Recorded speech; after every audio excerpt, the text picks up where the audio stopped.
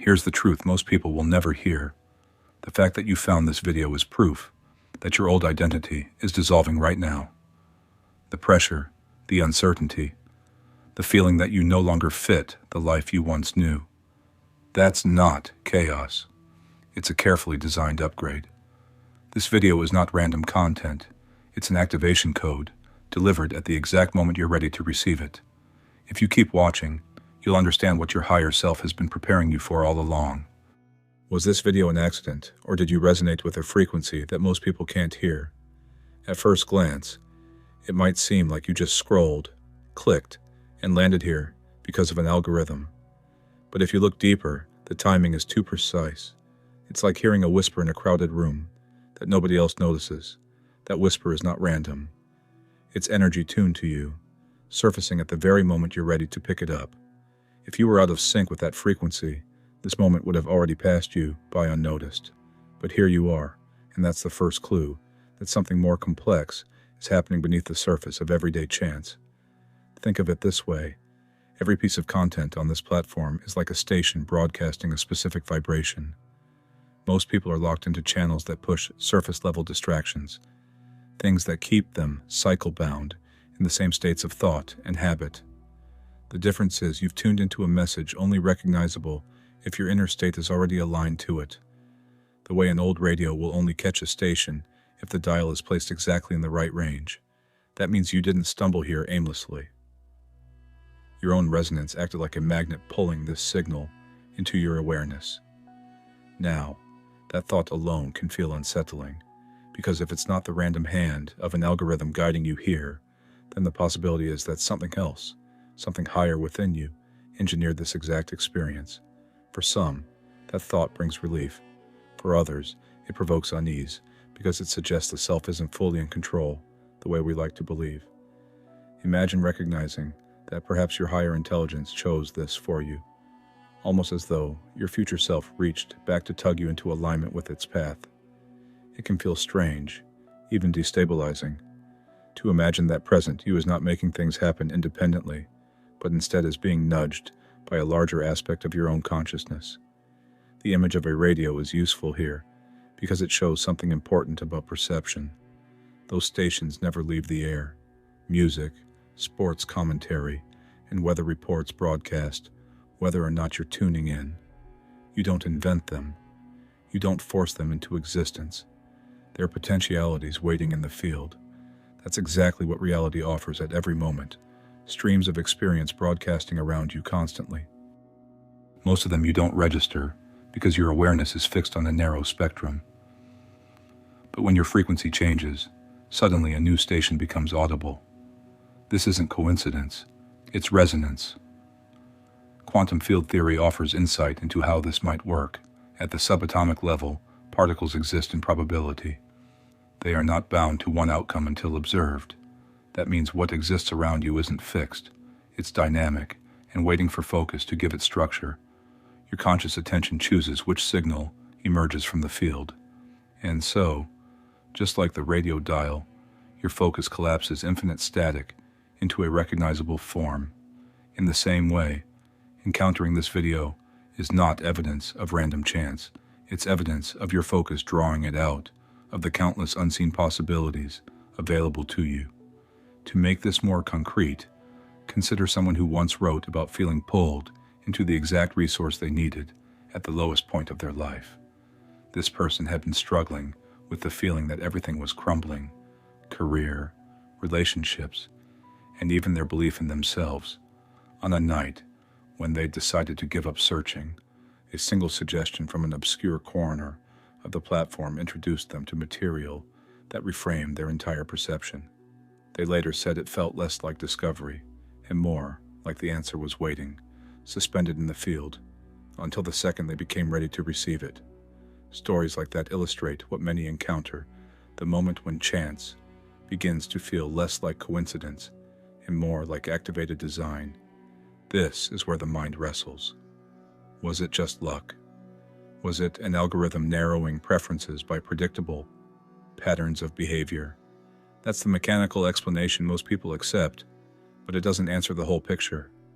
because millions of other people exposed to the same algorithms won't land here. They might scroll past without interest, or the content won't even be suggested to them at all. Something in you drew this out, while others stayed tuned elsewhere.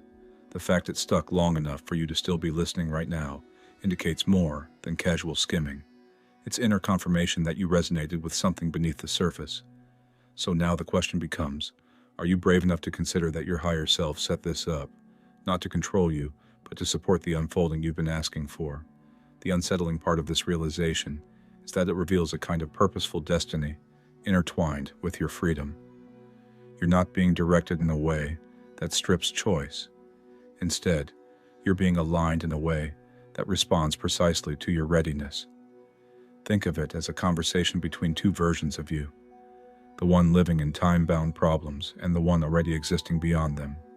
That higher intelligence sends signals when you cross thresholds of openness, when you're finally capable of receiving what the static once blurred. And here you are. That arrival is your evidence. Your presence here is not simply a click, a pause between distractions, or a piece of random entertainment. It is confirmation of where you are in your own metamorphosis.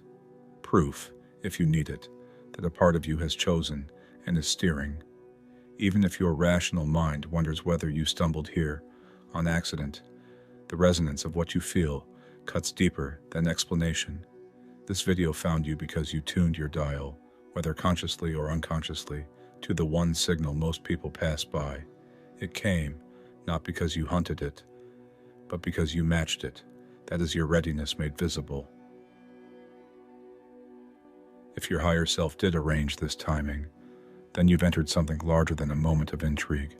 The bigger question is, what are you stepping into now that you've recognized this signal? What happens when a system exists between two states, neither one nor the other? You often think of life as moving from point A to point B, from beginning to outcome. Yet, in reality, the most powerful transformations do not occur neatly within either side of that spectrum. They unfold in the in-between, in an unstable middle ground that feels like suspension.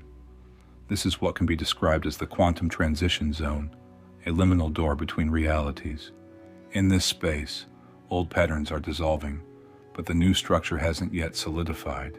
It is uncertain, unpredictable, and for many, deeply uncomfortable, and yet, it is the only route into a new mode of being. The reason this stage is so disorienting is because you're dealing with two operating systems running at once. Imagine one part of you still attempting to cling to familiar coding, habits, assumptions, self-concepts that once made sense. Meanwhile, another part is already assembling a new configuration. The result is confusion, because neither system is fully functional in that overlap. You might feel as though one day you're clear, motivated, and aligned, and then the next day you collapse into doubt or disconnection. That rhythm doesn't mean something is wrong. It means you're straddling two realities, and until the transition stabilizes, you will swing back and forth. The tension can make you believe you're sliding backward, when in fact you're crossing a threshold. A useful way to think of this is found in physics. When water heats, it expands slightly with each degree, until it reaches the threshold of 100 degrees Celsius.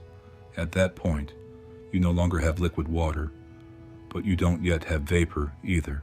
Instead, you have boiling, an unstable high-energy state, where matter is not fixed in one definition or the other. That apparently chaotic moment contains the critical energy required for transformation. Without the turbulence of boiling, there is no release into gas. Likewise, without the volatile middle zone in your life, there is no leap into higher frequency. It is an essential suspension. Think of the modern disruptions that strike most people when they begin awakening. Careers unravel, relationships shift, financial foundations feel unsteady, familiar passions lose meaning. From a surface perspective, it looks like collapse, but that collapse is not random. It's coded preparation, orchestrated, much like heat breaking down liquid into new structure. Your higher self applies pressure to expose the cracks in identities you cannot carry into the next version of yourself. The more you resist, the more intense the pressure becomes. until you accept that instability is not punishment, but recalibration. Random turmoil transforms when you reframe it as intelligent design, guiding new formation. Nature demonstrates this principle vividly in the chrysalis process. When a caterpillar enters the cocoon, it doesn't slowly sprout wings while retaining the old body. Instead, it dissolves almost entirely. Its prior form breaks down into a soup of undifferentiated cells. Within that dissolution, imaginal cells coated with the blueprint of the butterfly, activate. At first, those imaginal cells are attacked by the remnants of the caterpillar immune system. But eventually, they link together and organize. From that instability emerges a completely different being. What looks brutal and chaotic is actually coded precision, ensuring that crawling transforms into flight. The same sequence echoes in your transition zone.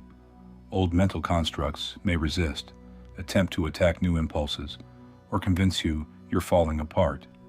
Yet, that chaos is fertile soil, where the higher structure is assembling itself piece by piece. This ambiguity feels threatening because humans crave certainty. You want to know who you are, where life is leading, how to define yourself. To be suspended between two versions of reality destabilizes that security. Yet the truth is that ambiguity itself is intelligence at work. Chaos is not merely noise, it is the reorganization of energy. Fragments are being rearranged into new coherence you haven't yet recognized.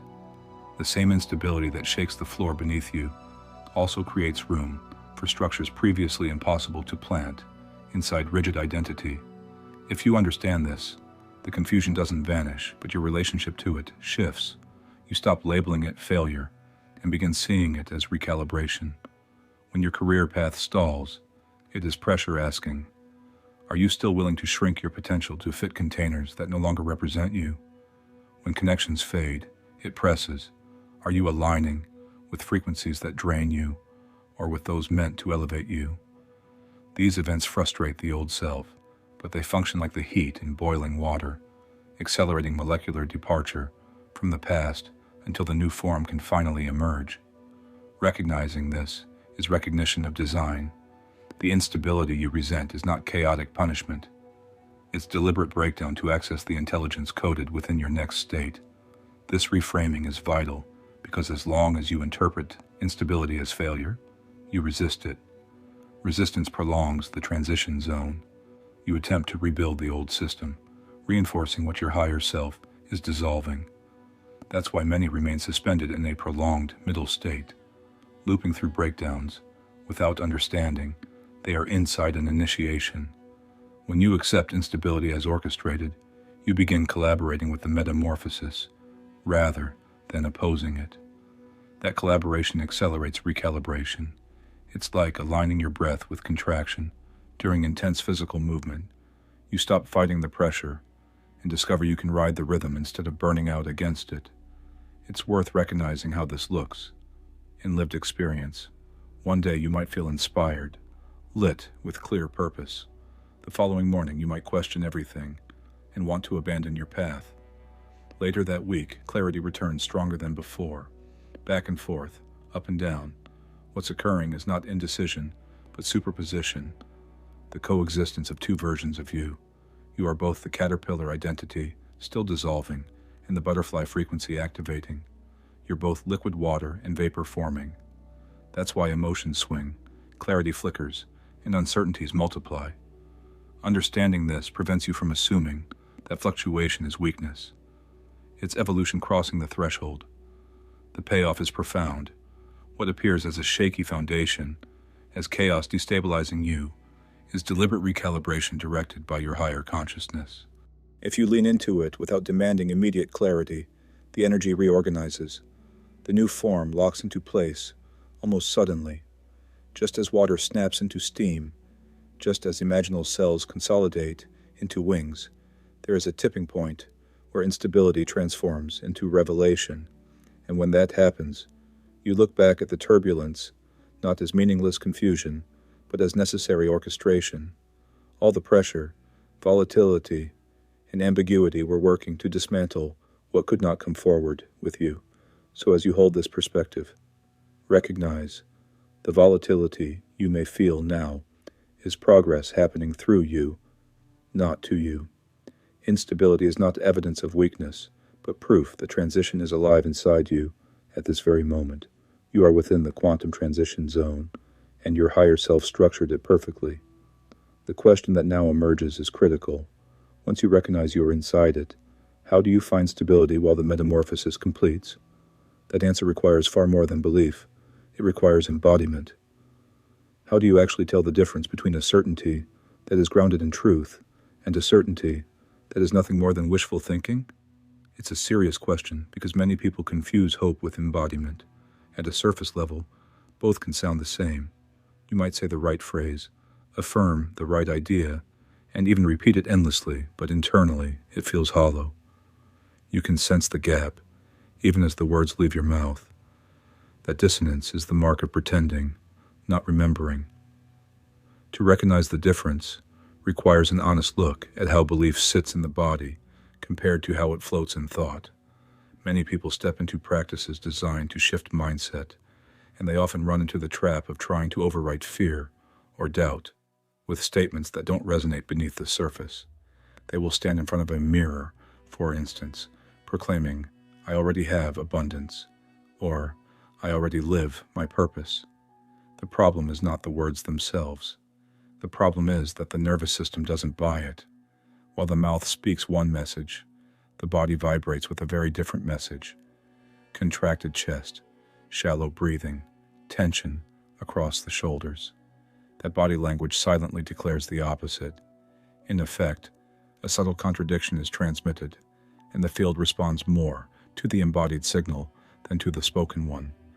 This creates inner conflict, because on one hand, you want to believe, but on the other, your system refuses to cooperate.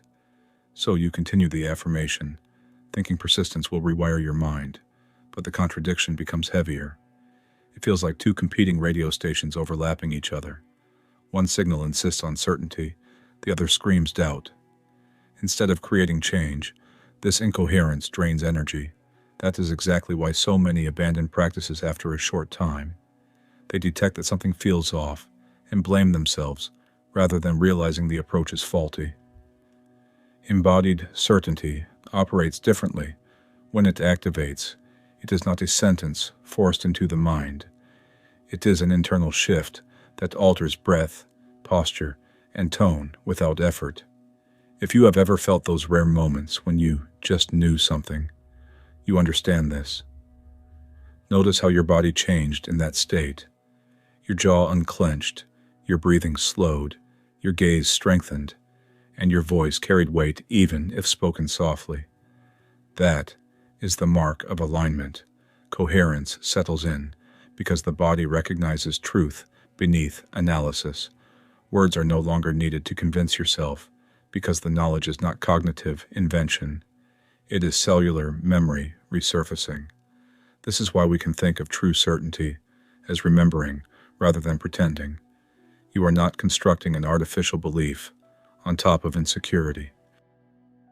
Instead, you are recalling a layer of knowing that has always been there. It is quiet, steady, and requires no performance. Pretending is loud and repetitive because it strives to drown out contradiction.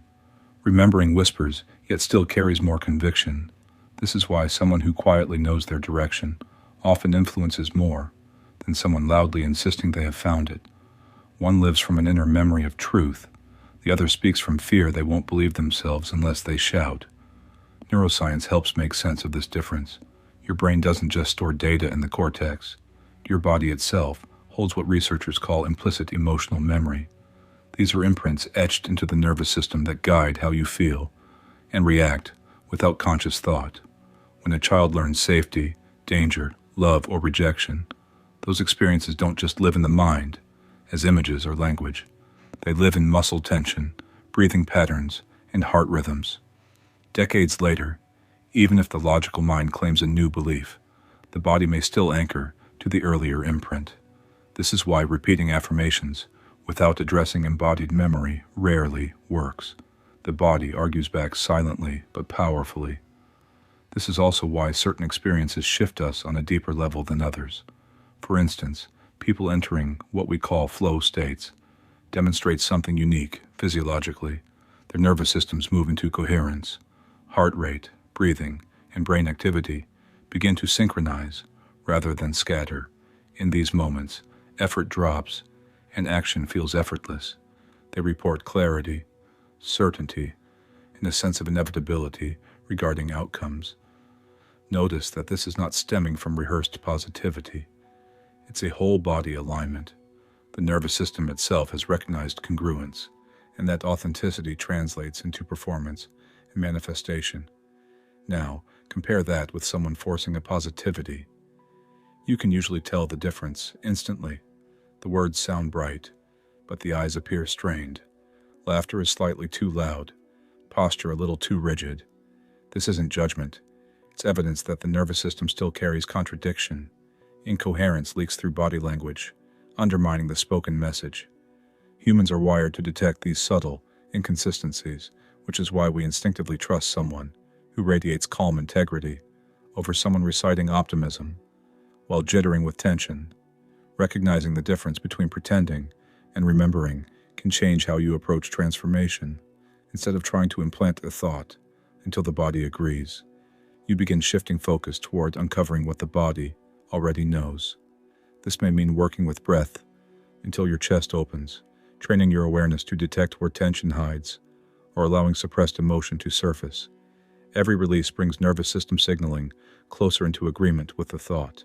When that alignment occurs, certainty ceases to be performance and becomes lived reality. The payoff of this approach is clear. Authentic certainty manifests in the outer world because the inner world has reached coherence. The field does not mirror what you say. It mirrors what you are, and what you are is not just thought, but frequency carried in muscle, breath, and heartbeat. When that frequency aligns with truth, outcomes move toward you with less resistance. It happens not because you force them, but because the depth of your certainty programs reality with clarity. So the question worth carrying forward isn't, what statement should I repeat until it sticks? The more useful question is, what memory is waiting to be embodied so deeply that repeating it is no longer necessary? That is remembering. It is not invention. It is alignment. With that shift, aligning to a desired reality stops being a struggle. Instead of effortfully trying to convince yourself that you are already there, you begin to embody it naturally. And embodiment changes everything, because once your system recognizes truth at every level, manifestation follows as a direct extension rather than something you must chase. This is where transitions solidify. This is where the field responds. It happens when belief is no longer a script, but a living memory etched in your body that reality has no choice but to echo. Why do some desires seem to materialize almost immediately, while others hang in the distance for years, no matter how much effort you pour into them? That question unsettles many people, because it exposes a hidden truth. Force doesn't guarantee results. You've probably been taught that if you want something badly enough, you need to pursue it harder, more hours, greater sacrifices, stronger determination. And yet, the ironic pattern that keeps repeating is that the things you grind toward often resist you, while experiences you slide into almost casually appear with far less struggle. This paradox frustrates anyone stuck in the work harder belief system, because it contradicts the expectation that outcomes operate like wages for labor. To understand this, you need to challenge that assumption directly. Hustle implies lack. It presupposes that what you want is separate from you and must be chased down. It tells the field that you don't already hold resonance with the result, that it exists far from your current state, and only by grinding can you close the distance. This mindset ingrains separation so powerfully that every hour of force reinforces that distance rather than closes it. You might get glimpses of progress, but the energy underneath is contradiction. You are affirming lack while asking for abundance. You are embodying distance while asking the universe to deliver nearness. That tension makes manifestation sluggish, because the field mirrors the contradiction rather than the surface desire. When people finally break free from the trap of endless striving, they notice that certain outcomes begin arriving with unexpected speed. The shift here is not that they gave up wanting, and not that they abandoned action, but that their frequency aligned with the outcome rather than working against it. In physics terms, think of vibration. Each reality is like a channel broadcasting on its own wavelength. If your internal state vibrates at a different frequency, you can exhaust yourself sprinting toward it, but your system will remain tuned elsewhere. When you finally adjust your frequency, that reality responds without hesitation. Nothing external has changed. You didn't build the radio tower or invent the broadcast. The channel was always available. All you did was tune your dial. This simple analogy explains why some manifestations feel instantaneous. The music you suddenly hear was not absent until that moment. It was active all along. Static simply blocked it from your perception. In the same way, possibilities already exist in the quantum field, even before you earn them. Your conscious awareness collapses them into visibility when you become resonant with them. The effort required is not about pushing against the world, but about stabilizing within an energy that reflects your desired state. Once that coherence is reached, what used to feel like miraculous acceleration is actually just the natural responsiveness of the field when the observer is tuned properly. You may wonder, if it's that simple, why don't we all do it all the time? Because most of us have been conditioned with the belief that worthiness must be earned. From childhood, achievement is presented as reward and failure as deficiency. Carry that framework into adulthood, and it creates the false assumption that big desires are prizes you must prove yourself for. This belief plants an invisible wall in the field. Even when you envision something with clarity, part of you resists receiving it fully because the underlying program insists you're not there yet. It demands extra effort, additional grind, or more self-sacrifice to finally qualify. That hesitation prevents instantaneous manifestation, no matter how much external action you take. Recognizing worthiness as intrinsic short-circuits the entire loop. If you already are enough, and always were enough, then aligning to a frequency is no longer about proving or earning, but about tuning. Worthiness is not a condition, but a baseline. With that understanding, you stop broadcasting signals of deficiency. You stop chasing results that mirror incompleteness. Instead, you broadcast coherence that resonates with fulfillment right now. That subtle shift alters everything about how the field responds to you, because the field doesn't argue with your logic. It receives your frequency directly. To illustrate, think of someone chasing financial abundance through relentless overwork. The logic is that more effort will eventually accumulate into security, yet beneath that drive is an unspoken fear. Fear of not being safe, fear of not having enough. That frequency transmits louder than the external action. Result, constant firefighting, sporadic gains, and feelings of exhaustion. Now, imagine another individual who rests into certainty that they already embody abundance. They might still take action, but the action flows from wholeness. Opportunities appear, connections align, projects click into place almost seamlessly. The raw hours invested could be similar, but the energetic posture beneath them is radically different. One stems from contraction, the other from resonance. Physics captures this truth in the way probability collapses under observation. Until focus stabilizes, particles exist in a cloud of potential. Once observed, they snap into definition. Translate that into your life, and you see that whenever your energy wavers between belief and disbelief, probability remains clouded. The collapse doesn't occur clearly, but when you align fully, when frequency and intention cohere, the collapse is immediate, and outcomes arrange themselves as if they were inevitable. It feels like speed, but really it's clarity. The delay never existed in the field. It existed in your resonance. So how do you know you've crossed into alignment rather than force? Pay attention to your state of being. Force feels like constant effort, pushing, or grasping. It's exhausting. Alignment feels lighter, not because responsibility disappears, but because the contradiction has dissolved. Action arises, but it's guided. Opportunities show up without constant manipulation of circumstance. Flow replaces grind. You still participate, but it doesn't feel like dragging weight uphill. What if your old identity isn't failing? It's dissolving to make way for the next. This is the part of transformation that feels the hardest to accept, because on the surface, it looks like collapse, when the structures that once defined you, your work, your relationships, your sense of belonging, begin to shift or fall apart. Your first thought is that something has gone wrong. You start to question whether life is rejecting you, whether doors are closing because you've taken a wrong turn, or whether you're being punished for missteps you don't fully understand.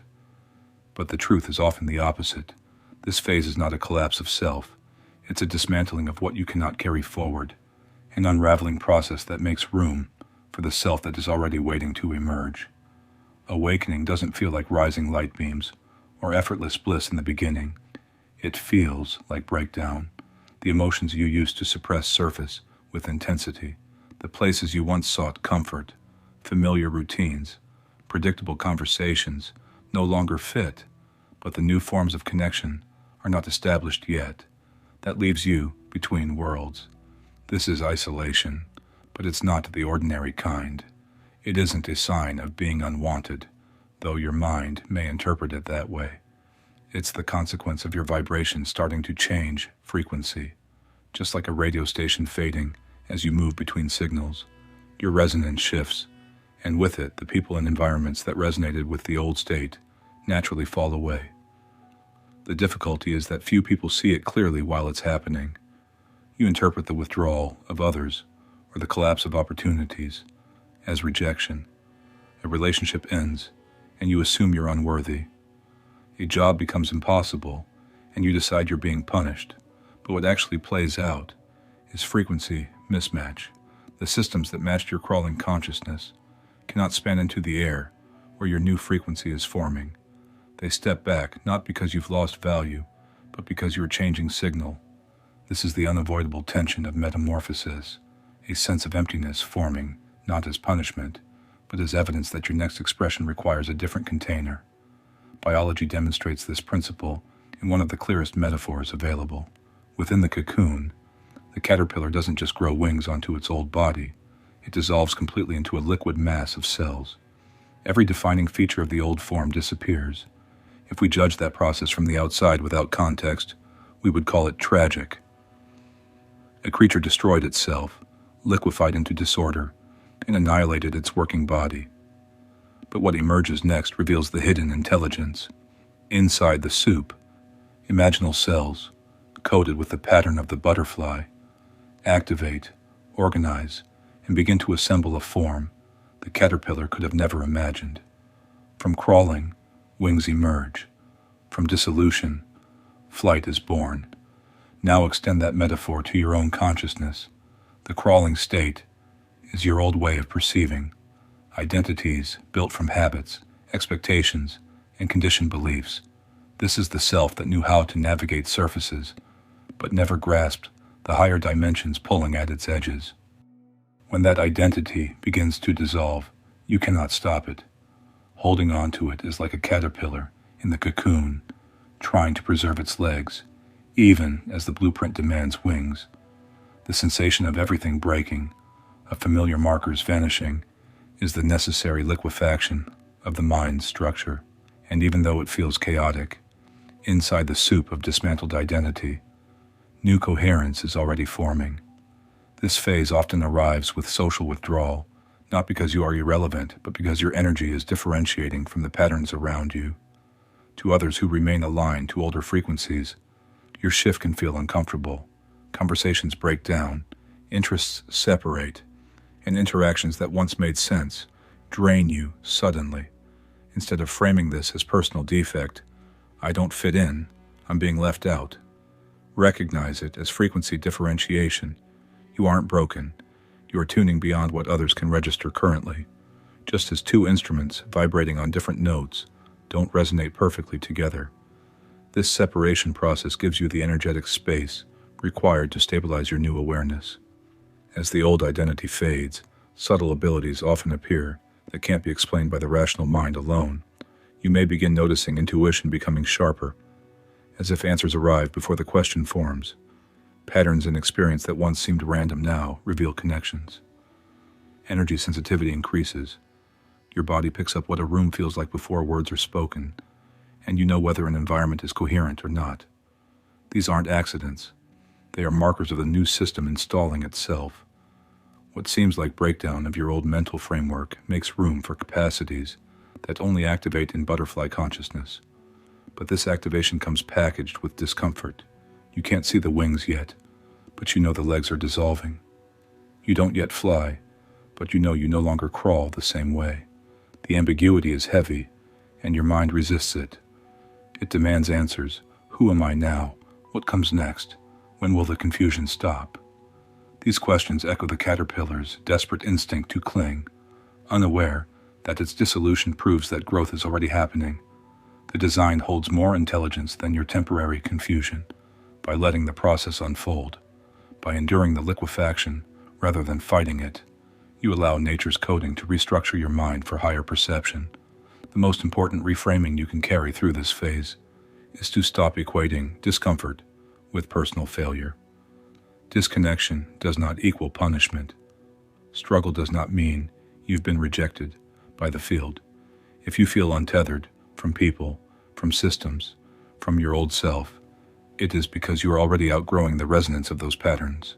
The space opening around you is exactly what permits the new self to manifest. It doesn't come as a smooth, gradual addition. It comes as a breakdown that proves wings are being assembled. In other words, the interference, the isolation, the strange emotional swings are not evidence that you're losing yourself. They're proof that you're stepping into the butterfly, built to access realities far beyond what your crawling consciousness could comprehend. The process is uncomfortable because it contradicts the conditioning that taught you stability means safety. In truth, the instability is growth in motion. You are dissolving, but only the shell that can't survive higher frequency. In the middle of the turmoil, butterfly consciousness is already taking shape. So when you feel broken down, remind yourself, the cocoon always looks like a tomb before it's recognized as a womb. What feels like the end is coded as a beginning. Your mind is not failing, it's shedding. Your consciousness is not collapsing, it's reorganizing for new capacity. In that very discomfort, you are already becoming the frequency capable of living realities your former self couldn't have touched. The natural next step is to learn how to consciously connect with this new frequency instead of stumbling into it unconsciously, because once you realize you are in the cocoon, the question isn't whether you'll emerge. It's how to consciously work with the quantum field while the wings of your new awareness prepare themselves. What if your mere attention is the key that locks reality into place? Think about that for a moment. You've been told that the external world exists, independent of you, that reality is a fixed backdrop you navigate through choices and actions. But what if it's the opposite? What if the world sits in suspension until you focus on it? In that scenario, attention does not merely notice, it enacts. Your gaze elects among infinite potential outcomes, and the one you collapse through observation solidifies into your lived experience. This reframes the active awareness from passive to entirely creative. You're not only witness, you're builder. Consciousness acts like a universal field, holding countless futures at once. At any given second, your life contains branching paths, the conversation you might have, the thought you might think, the emotion you could spiral into, the opportunity you might notice or ignore. None of them are fixed ahead of time. They all reside as possibilities waiting in the quantum potential of existence, and as long as they remain unobserved, they float as probability waves, indefinite. But the second you give one of them your attention, you collapse it into specificity. That possibility is no longer just mathematical potential. It becomes your chosen path, a crystallized expression arranged by the field in response to your observation. This principle was brought into clarity through the famous double-slit experiment in quantum physics. When electrons or photons were fired through two slits unobserved, they displayed interference patterns, a hallmark of wave behavior. Each particle functioned as if it passed through both slits simultaneously, living not as a fixed particle, but as multiple probabilities overlapping. But once an observer measured which slit the particle traveled through, the wave pattern collapsed. The particle went from infinite possibility to defined position, simply because it was observed. Attention altered outcome. That experiment unsettled scientific assumptions for decades because it implied that consciousness plays a role in shaping physical reality. It implies that what you observe is not neutral, it creates. Now, imagine applying that truth to your everyday experience. Future versions of your life, ones where you succeed, where you fail, where you thrive, where you stagnate, all exist simultaneously. They are potential broadcasts in the field. When you lock your gaze on one narrative with consistent attention, you collapse probability into concrete experience. In other words, you elect which version of yourself steps forward, not simply by action, but by focus. The concept of observer is no longer academic. It becomes intensely personal. You carry the ability, every second, to shape outcome based on where attention rests. This is why consciousness functions like tuning forks, resonating in a shared field. Strike one tuning fork, and another nearby begins vibrating with the same note without being touched. Frequencies interact through resonance. Your awareness works in the same way. By tuning yourself to a specific frequency, embodying the emotion, belief, and vision of a desired outcome, you vibrate in such a way that potentials sharing that frequency begin responding. You don't drag them toward you. They attune automatically. This explains why a shift in mindset can bring opportunities that seemed unrelated or unlikely. Hidden coherence draws them into expression without force. Most people think they are chasing outcomes, yet outcomes are simply vibrating nodes in the field waiting for resonance to call them into visibility. Consider those sudden flashes of insight you've had. Maybe you woke with the solution to a problem that had occupied you for weeks, or you experienced a strong nudge to reach out to someone, only to discover they carried the exact piece of information you needed. These impulses are not random. They are communications across time, signals from the version of you living the future trajectory. In a sense, your future self is feeding breadcrumbs back into the present, pulling you toward alignment. Intuition becomes the channel where the already accomplished version of you communicates with the still choosing version. That's why nudges often feel different from ordinary thoughts. They arrive with weight, with a sense of inevitability. Your future frequency is resonating inside your present awareness. If you accept that, then you begin to understand your life as co-authored. Present you makes choices moment by moment, collapsing potentials into the next visible frame of experience. Future you, already existing in the field as a completed trajectory, offers impulses, signs, and synchronicities to gather you into its stream. The two are not separate authors, but collaborators. Your present decisions are pens writing now, while your future self edits by inserting nudges and restructuring narrative direction. The book of your life is not written from front to back linearly. It is written from both ends meeting each other, converging through resonance. Recognizing this reframes intuition from guesswork into communication. This also means you are never without creative agency. It is easy to believe the field is only shaping you, that you are victim to randomness or divine script outside your control. But when you pay attention to the double-slit principle, to resonance in tuning forks, and to the unmistakable intelligence of intuitive nudges, you see the pattern. Your focus instructs the field. The observer does not just look. The observer elects which outcome to collapse into existence. That places creation in your hands at all times, whether you acknowledge it or not. Every fixation, every fear replayed, every vision celebrated, every doubt entertained, all collapse realities in line with their frequency. Ignorance of this doesn't protect you from the effect. It only ensures you use it unconsciously. So the payoff here is immense. Recognize that by managing attention, you are engineering reality at its root. This isn't philosophy. Experiment after experiment has shown that possibility collapses under observation. Your identity is not built only from effort, but from focus. Wherever awareness stabilizes, life takes shape. The difference between drifting unconsciously and creating deliberately rests on understanding this role as observer. When you collapse reality intentionally, you enter the position of creator, not just participant. And so the insight is simple but revolutionary. Your conscious attention is always programming the field. You are never just consuming reality, even in passive moments. You are transmitting frequency into the sea of possibility, selecting versions of self from infinite potential and arranging them into the concrete timeline you experience. Everyday choices amplify this effect, not because choice is about morality or external worth, but because choice directs attention. Attention collapses. Collapse shapes the frame you call reality. It means creation has been in your hands all along, disguised as perception. The pressing question then becomes, if attention already collapses possibility into outcome, what happens when you align every part of yourself, mind, body, breath, and feeling, so that your observation is not fragmented, but coherent? That union amplifies resonance so profoundly that creation stabilizes with exponential power.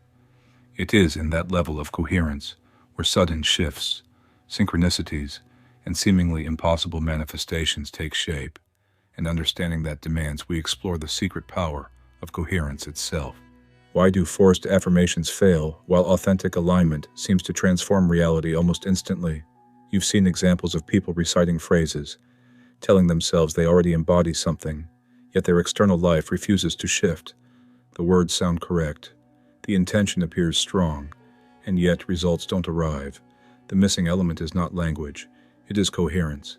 Without coherence, affirmations stay at the surface level, statements repeated with effort, but unsupported by deeper agreement across your mind, your body, and your energy system. When those layers conflict, the field receives a fragmented signal, and fragmentation cannot stabilize into creation. Consider what happens when you set a goal in thought, but your body broadcasts the opposite. You say, "I am abundant," but meanwhile, your chest is tight, your breath is shallow, anxiety pulses in your stomach, and your muscles tense with worry about bills. Which signal is the quantum field receiving? The calm words or the contracted physiology? Creation responds to coherence, not performance. A fragmented state produces interference patterns, the same way clashing frequencies in physics cancel each other out, rather than amplify. This is why inner sabotage occurs. One part of you chooses forward, another insists it is still in lack, and the contradiction delays the collapse of probability. You can notice this directly in your own life. Think of times when you set a clear goal, but secretly distrusted your ability to achieve it. Outwardly, you acted confident. Inwardly, you hesitated. That hidden hesitation sabotaged results, not because you didn't deserve them, but because the signals were incoherent. The mind pointed in one direction, the nervous system screamed another, and reality mirrored the dissonance. This isn't punishment, but mechanics. Coherence collapses probability. Fragmentation disrupts collapse. Until body and mind carry one clear signal, the field cannot stabilize into manifestation. Physics gives us a precise image here. Coherence in wave theory means that multiple signals align perfectly in phase, creating amplification. Take light waves, for example. When photons lose coherence, they scatter chaotically, and you have ordinary light, unfocused, weak. But when photons synchronize, you get a laser beam, light amplified with extraordinary power, capable of cutting through steel. The transformation from scattered intention to laser-like influence comes purely from alignment. All signals agree. No one part of the wave resists another. That is coherence, and the same principle applies within human consciousness. When your mind, body, emotions, and energy align in phase, your manifestation power intensifies exponentially, not incrementally. Imagine a choir as metaphor. When 100 singers perform different notes, without harmony, the sound is noise. You can barely distinguish the message. But when they unite on one tone, one rhythm, one pitch, the same number of voices carries a resonance that shakes the walls. The choir has not changed in size or effort. It has changed in coherence. Alignment amplifies energy, and unfocused performance dissipates it. This is exactly what happens when you attempt affirmations with hidden contradiction. The words become scattered voices competing, instead of unified resonance, transforming the field. Your nervous system is built to detect the difference. You know authenticity not through logic, but through embodied cues. Real certainty feels steady in the breath, balanced in posture, consistent in tone of voice. Pretending feels different, stiff, forced, overcompensating. We sense it immediately in others. You can hear when someone speaks confidence that their body betrays they don't feel. And if you can sense it in another person, remember that the quantum field is infinitely more sensitive. Reality itself detects the discord between statement and frequency. You can't trick coherence with well-phrased sentences. It either exists or it doesn't, and the field mirrors only the signal aligned across your layers. This explains why so many people grow frustrated after weeks or years of repeating beliefs without tangible results. The issue is not in the repetition, it's in the lack of alignment. You were telling the universe yes with words, while your nervous system constantly sent no signals of contraction and fear. Because creation reflects energy, not speech, the incoherent system manifested more instability rather than the clarity you hoped for. Until the entire system agrees, repetition alone will not transform circumstance, and that realization shifts the focus from language toward embodiment. So what does authentic coherence look like in lived terms? Imagine setting an intention for financial security. Instead of forcing affirmations for hours, you pause and place awareness in your body. Where does tension arise as you think about money? Is it your stomach, your chest? You breathe into that contraction until it softens, allowing your nervous system to release scarcity memory stored there. As it releases, your physiology begins to reflect calm. Your breath deepens. Your body posture straightens. Your voice steadies. Now, when you state, "I am secure," your body resonates alongside the words. Coherence begins forming. In this vibration, the field receives one amplified signal instead of scattered fragments, and reality aligns faster in response. Notice here that coherence requires no loud performance. In fact, authentic alignment often grows quieter. It doesn't seek to convince others, because it doesn't need external reinforcement. It doesn't shout to overpower doubt, because the doubt has dissolved.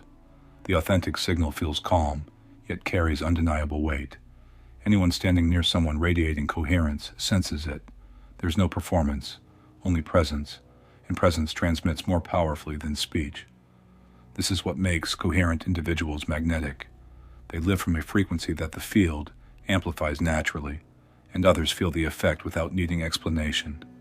The payoff of coherence is that you cannot fake it, but once reached, you cannot help but manifest it. Reality organizes in harmony with unified energy. The universe doesn't need repeated commands. It responds to what you already embody. One unified state transmits louder than 1,000 scattered affirmations. This is why transformation sometimes feels instant when coherence clicks. All the elements finally align: mind, nervous system, emotion, and energy, and the field mirrors it without delay. What felt impossible a day before suddenly feels inevitable. The crucial truth is this: coherence collapses timelines with precision. The old identity doesn't have to struggle. Beliefs don't need endless repetition. Once every layer of you sings the same note, the field has no option but to reflect it.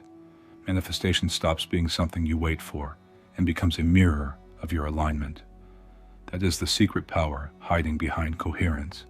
And once coherence stabilizes, something profound happens. You no longer chase the reality you want. You find yourself already standing in it, because the timeline of your highest self naturally synchronizes to the frequency you embody, which raises the next essential realization. When that coherence takes hold, you begin to live the timeline you used to only imagine, right here in the present. What if the future version of you is already broadcasting a signal right now? That question alone changes the way you think about growth, because it suggests the self you are striving to become isn't waiting in the distance. It's already present as a frequency, a pattern in consciousness vibrating within the quantum field. The challenge is not about building that version from the ground up. The challenge is aligning your perception and embodiment so that you register the signal and live from it. In other words, what you think of as future self is less about time and more about tuning. You don't climb a ladder of improvement. You adjust to the frequency already transmitting from a completed version of your own trajectory. We are conditioned to believe we must become someone, progress step by step, eliminate flaws, acquire skills, prove worthiness, and only then finally qualify as the person we want to be. But within the framework of quantum potential, that model is incomplete. Every possibility already exists in parallel within the field. That includes the version of you radiant with clarity, the version aligned with purpose, the version living the fulfillment you've been envisioning. Time doesn't create these versions. They all exist already. What we experience as moving toward them is really the process of tuning into which one we allow ourselves to observe into existence. The signal is there regardless. You either resonate with it or you don't. This exposes the trap that many fall into. They postpone embodiment by insisting they aren't ready yet. They tell themselves that when circumstances improve, when they finally achieve a certain milestone, when other people accept them, then they will step into their higher self. But readiness, defined like that, never arrives. Because the field doesn't deliver embodiment as a reward for waiting. It mirrors embodiment once you claim it. That's why postponement is such a dangerous loop. It keeps your desired reality split into the future. You condition yourself into believing it's always ahead, so it remains ahead. As long as you wait to feel ready, you amplify separation from the self, already transmitting the frequency you crave. Quantum perspective unravels this trap. If every possibility exists simultaneously, then readiness is not external, it's internal choice. All versions broadcast at once, and you collapse into the one you solidify through resonance. This is why people sometimes experience sudden leaps that make no linear sense. One moment they occupy stagnation, the next they are immersed in opportunities that accelerate their vision. That isn't randomness. That is tuning into a different broadcast, bypassing the linear story of step-by-step struggle. The leap is possible because the version of them living that outcome was already encoded in the quantum field. History demonstrates this principle in tangible form. Many inventors, scientists, and artists received what they called downloads of ideas well ahead of cultural readiness. They perceived inventions or concepts decades before society adopted them. The ideas were not created from nothing in the moment. They were picked up from the field, like intercepting a signal from a future state of collective development. Whether it was blueprints, insights, or artistic visions, they emerged because those individuals tuned into a version of the timeline where those creations already existed. Their present selves resonated with the frequency of a future accomplishment, and by aligning with it, they collapsed it forward into visibility. The same mechanism applies to your own life. No matter how ordinary or extraordinary the desire feels, your future self is broadcasting constantly, feeding signals into your awareness through intuition, synchronicity, and insight. Have you ever noticed moments that felt like the world whispered to you? A thought to reach out to a specific person, and the timing proved perfect. A sudden knowing to pivot, which later revealed itself as exactly the right choice. The clues are subtle but persistent. Future self is not waiting silently. It is guiding through nudges. The key is whether you honor them or dismiss them. Most dismiss them, rationalizing that intuition is randomness or that synchronicities are coincidence. But the more you ignore the signal, the longer you stay tuned to separation. When you listen, when you respond, alignment strengthens and collapse accelerates. The future version of you does not need to be built from scratch. It needs to be tuned into, recognized, and lived now. Immediate embodiment means acting as though the gap no longer exists. Instead of waiting until you feel like the abundant person, you make choices as if you are that person already. You walk into the room with the posture, the breath, and the presence of your higher timeline self, even if your environment hasn't yet reflected that shift. You interact with others from the emotional stability of the self who already knows their value. This isn't pretending. Pretending would mean faking a future identity with hollow performance. Embodiment means transmitting coherence so deeply that your nervous system believes it, and reality responds automatically. You cut off the delay by collapsing the frequency into now. The resistance most people encounter in this step is doubt. What if I fool myself? What if I step into this version prematurely? But these doubts don't withhold safety. They create delay. The only thing premature about it is the mind's superstition. The truth is, the future self-broadcasting already exists. You are not making something up. You are tuning into reality that is currently available. By embodying it, you collapse the false gap and step into experience that matches it. The longer you hesitate, the longer the static remains. When you finally embody it without contradiction, the static clears, and life organizes itself around your chosen signal. This is where desire and fulfillment converge. You stop living as a seeker and begin living as the version who has already found what was sought. The distinction is critical. As long as you seek, you prolong the gap. As soon as you embody, you collapse it. That collapse feels like speed, but it's more accurate to say it feels like inevitability. The result was always there, but coherence now allows it to appear. You are bridging the present with the broadcast already alive in the future field. That is the quantum dynamic hidden beneath what people mistakenly label coincidence or luck. The payoff is profound. Embodying your highest self now is not imagination. It is structural change. It collapses the distance between wanting and living so seamlessly that what once felt like wishful thinking starts appearing as tangible circumstance. You don't watch manifestation unfold as something separate. You live it in real time because you chose not to separate, present you from future you anymore. The quantum field responded instantly once you aligned, and yet, what you embody in this moment is not confined to personal transformation. Every shift you claim, every signal you tune into, ripples outward. Your alignment transmits coherence into the collective, which means your emergence into this highest timeline isn't private.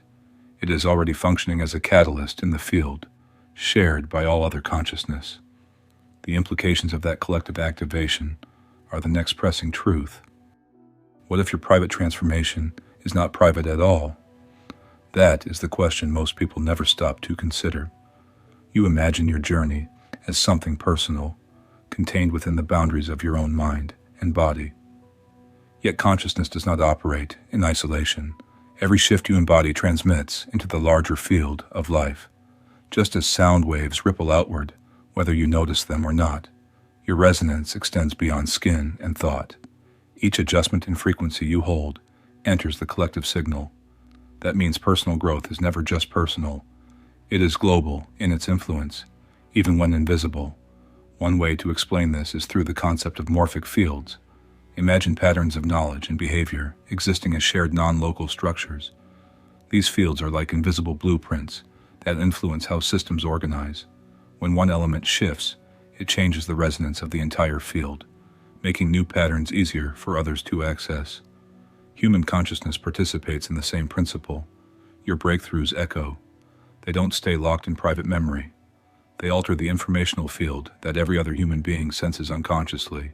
In this framework, your alignment becomes less about self-betterment and more about collective engineering. At first, this seems hard to grasp because a single individual feels small against the scale of humanity. One mind, one emotional release, one change in perception.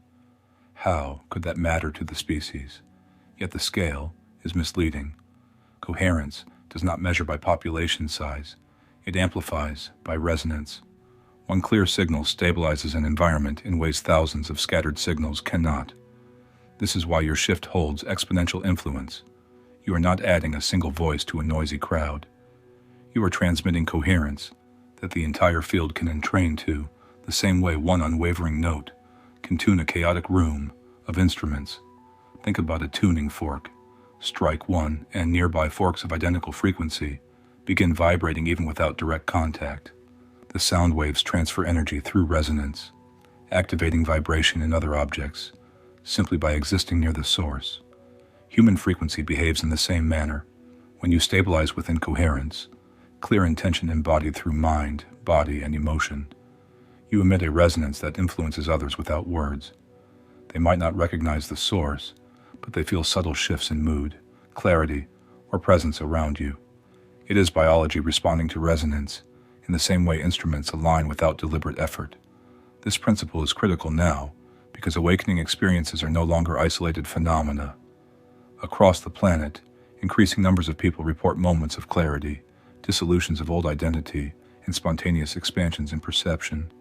You might assume this surge is coincidental or a product of more discussion, but viewed through field dynamics, it points to something larger. When one node in the system upgrades, others find it easier to replicate. Each personal awakening lowers resistance for the next. What begins as scattered individual shifts builds into species-level acceleration. In other words, your private transformation participates in a network pattern, drawing humanity as a whole into higher coherence. To understand how direct the impact is, look at the science of emotional contagion.